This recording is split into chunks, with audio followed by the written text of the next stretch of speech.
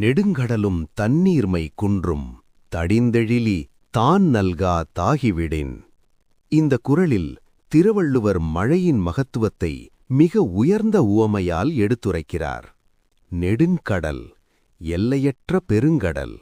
அதன் ஆழம் அளவிட முடியாது, அதன் பரப்பு கண்களுக்கு எட்டாது.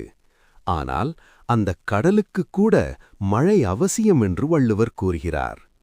தடிந்தெழிலி, கருமேகங்கள் திரண்டு நிற்பது. அந்த மேகங்கள் மழை கொடுக்காமல் போனால் பெருங்கடலும் தன்னுடைய இயல்பை இழக்கும். இது ஒரு ஆழமான இயற்கை உண்மை. கடலிலிருந்து நீர் ஆவியாகிறது, அது மேகமாக மாறுகிறது, மழையாக பூமிக்கு வருகிறது. அந்த மழை மீண்டும் ஆறுகள் வழியாக கடலுக்கே திரும்புகிறது. இந்த இயற்கை சுழற்சியே உலகத்தின் சமநிலையை தக்க வைத்திருக்கிறது. மழை இல்லையெனில் ஆறுகள் வற்றும், ஏரிகள் காலியாகும், நிலம் உலரும், கடலும் குறையும். இது நமக்கு ஒரு பெரிய பாடம். பெரியது என்று நினைப்பது கூட சிறிய ஒன்றின் மேல் சார்ந்திருக்கலாம்.